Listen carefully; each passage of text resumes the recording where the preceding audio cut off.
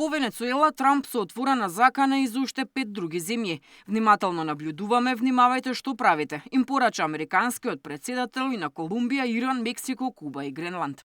Colombia is very sick too, run by a sick man who likes making cocaine and selling it to the United States. And he's not going to be doing it very long, let me tell you. What does that mean? He's not going to be doing it very long? He's not doing it very long. He has cocaine mills and cocaine factories. He's not going to be doing it very long. So there will be an operation by the U.S. and it sounds good to me. Yeah.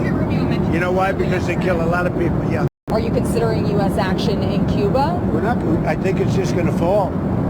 I don't think we need any action. It looks like it's going down. Ваквите најави ги изголемуваат тензиите во Латинска Америка, а колумбискиот председател Густаво Педро јавно го предизвика Трамп да дојде по него.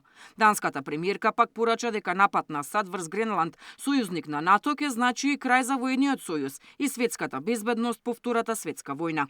Судењето на Мадуро и неговата супруга започна вчера во Федералниот суд на Менхетен. САД го обвинуваат соборениот председател за наркотероризам, заговор за увоз на кокаин и поседување митралези и експлозивни направи. Двајцата обвинети ги негираа сите обвиненија. Јас сум пристоен човек кој е киднапиран и се уште сум председател на мојата земја, порачал Мадуро пошто бил прекинат од судот, а следното рочиште е закажано за 17 март.